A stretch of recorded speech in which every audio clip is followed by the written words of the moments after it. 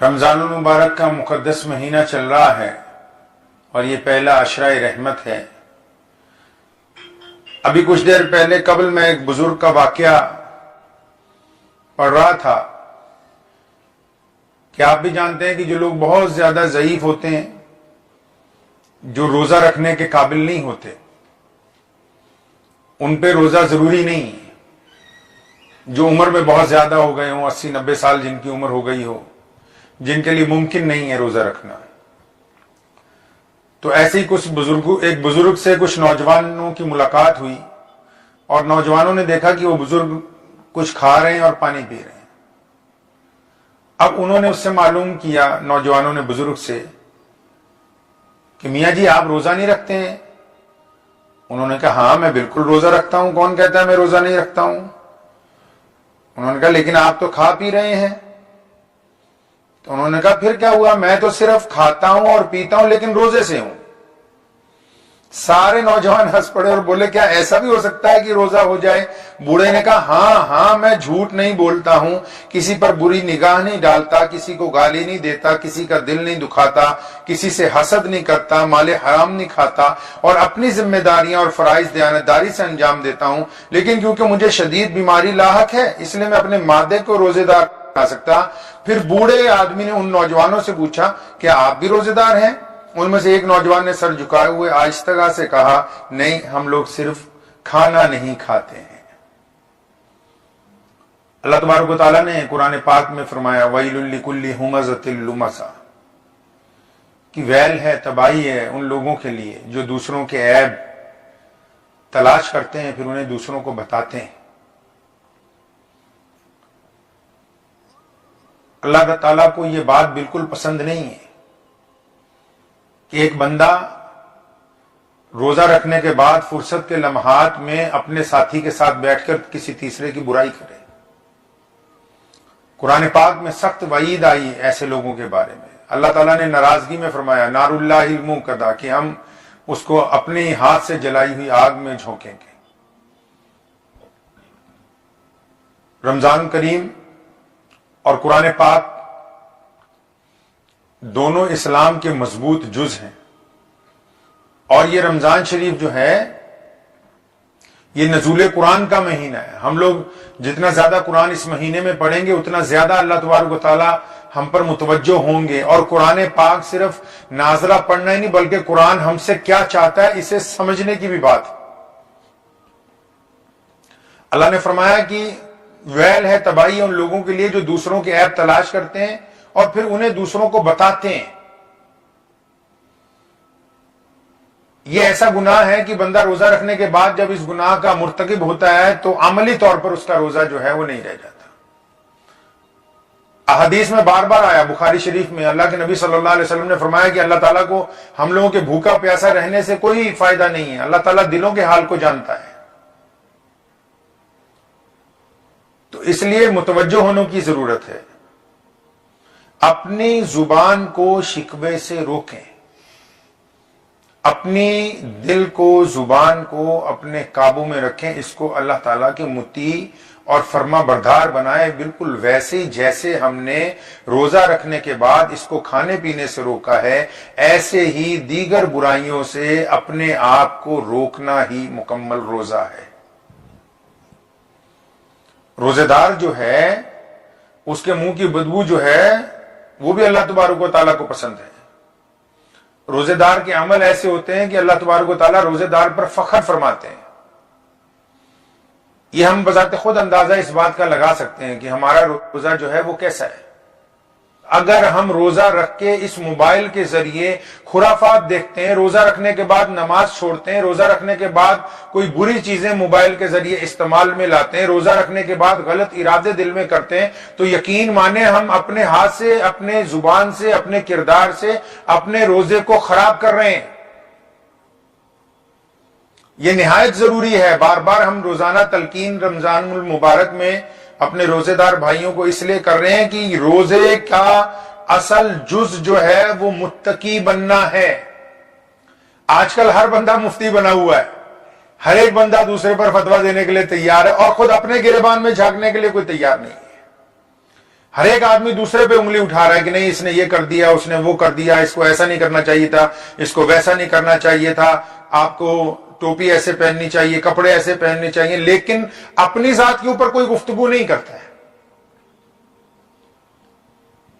آپ نے دیکھا ہوگا کہ اکثر حکم ہے کہ پائجامہ جو ہے ہم لوگ سلوار پائجامہ جو لنگی لاچا جو بھی پہنتے ہیں اس کو ٹخنوں سے اونچا رکھنے کا حکم ہے،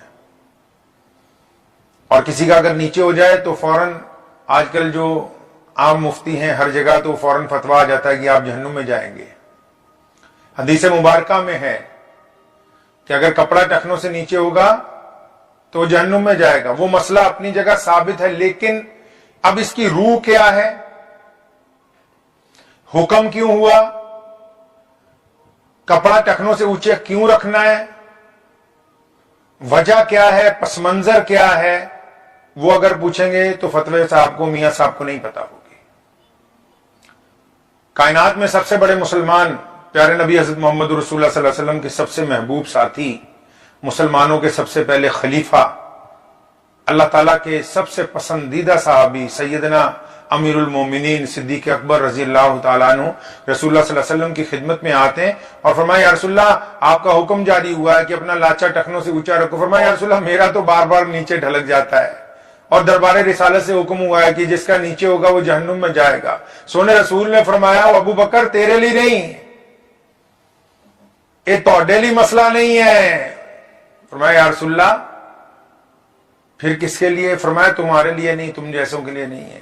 یہ مسئلہ یہ ہے کہ جو لوگ کپڑا ٹخنوں سے نیچے رکھتے ہیں اکڑ کی بنا پر، اور پھر ان کی گردن میں بہت موٹا سریا ہے، جو غریب کے سلام کا جواب نہیں دیتے، جو تکبر کے ساتھ رہتے ہیں، جو نیچے دیکھنا پسند نہیں کرتے، جو اپنی ماں باپ کا احترام نہیں کرتے، بھائیوں کا احترام نہیں کرتے، پڑوسیوں کا احترام نہیں کرتے، سائل جب ان کی طرف آواز لگاتا ہے تو متوجہ نہیں ہوتے، مانگنے والے کو دھتکارتے ہیں۔ فرمایا ابو بکر اس لیے اونچا کروایا ہے کہ بندے دی اکڑ نکل جائے، سریا جو گردن کا ہے یہ نکل جائے، نرمی آ جائے مزاج میں کہ میرا پاجامہ ٹخنوں سے اونچا ہے، کوئی احساس ہو، تھوڑی آنکھیں نیچی ہو جائیں، اکڑ نکل جائے، کیونکہ جب پاجامہ ٹخنوں سے اونچا ہوگا بندہ جو تڑ سے چلتا ہے اکڑ نکل جاتی ہے، عاجزی آتی ہے اس میں۔ اب ایک بندے کا پاجامہ ٹخنوں سے اونچا ہو، ماشاءاللہ پگڑی بگڑی بھی ہو، داڑھی واڑی پہن رکھی ہوئی ہو، اور سلام پھیرتے ہی نمازیوں کے ساتھ بدخلقی سے کوئی پیش آتا ہو، کوئی ہفتے 15 دن بعد کوئی بھولا بھٹکا اللہ کا بندہ آ جاتا ہے مسجد میں، سلام پھیرتے ہی پہلے اس کی خبر لی جاتی ہے، اچھا آج تم کدھر منہ چکے گی؟ ماں باپ سے نہیں بنتی ہے، پاجامہ ٹخنوں سے اونچا ہے، ماں باپ سے نہیں بنتی ہے، معافی بھی نہیں مانگتا ہے ان سے، بھائی بہنوں کے حق میں دعائیں بھی نہیں کرتا ہے، پڑوسی بھوکے کو کھانا نہیں کھلاتا ہے، سائل کی مدد نہیں کرتا ہے، مسافر کو راستہ نہیں دکھاتا ہے، اپنی بیوی سے بچوں سے محبت سے پیش نہیں آتا ہے۔ اب یہ جو پاجامہ ٹخنوں سے اونچا کیا ہے، اب آپ اس کو گھٹنوں پہ بھی کر لیں جناب، تب بھی کوئی شریعت کو آپ سے لینا دینا نہیں ہے، کیونکہ جب روح ہی ختم ہو گئی، مسئلے کی روح ہی ختم ہو گئی، تو پھر اب کیا فائدہ ہے اس کو اونچا کرنے کا، نیچا کرنے کا؟ اس کو اونچا کرنے کا فائدہ تب تھا جب اکڑ نکل جاتی، عاجزی آ جاتی، ماں باپ کی اطاعت فرما برداری میں آ جاتا، بیوی سے حسن اخلاق کرتا، بچوں سے محبت کرنے والا ہوتا۔ ایسے بہت سارے لوگ ہیں نماز پڑھتے ہیں اپنی اولاد سے بدخلقی کے ساتھ پیش آتے ہیں، نماز پڑھتے ہیں اپنے بھائیوں کے ساتھ بدخلقی رکھتے ہیں، بھائیوں کے لیے دعا نہیں کرتے، اس چکر میں رہتے ہیں کہ یہ کب برباد ہو جائے تو ہم خوشی منائیں۔ ایسے بہت سارے لوگ ہیں جو نماز پڑھتے ہیں اور پڑوسی کے ساتھ ان کی نہیں بنتی، تو پھر پڑھتے کیوں ہیں؟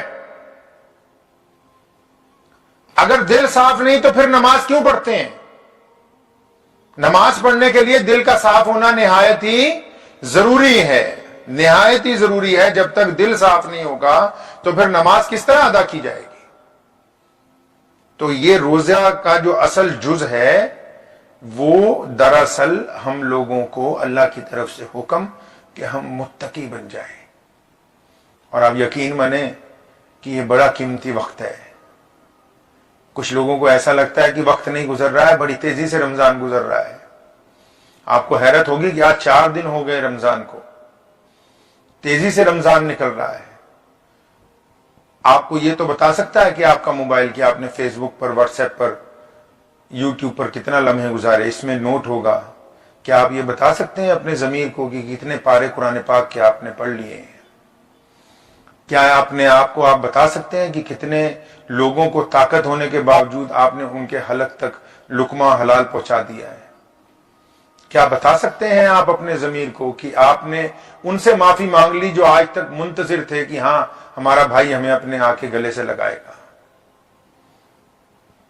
ये मोबाइल तो बता सकता है क्योंकि इसमें सब कुछ नोट हो रहा है कि आपने कितना वक्त किसके साथ गुजारा है, इसमें कौन सी ऐप्स के साथ। लेकिन क्या आप अपने ज़मीर को भी पूछते हैं कि आपने कितना वक्त किसके साथ गुजारा है? क्या कभी आप अपने दिल को उस तरफ मुतवज्जो कर रहे हैं?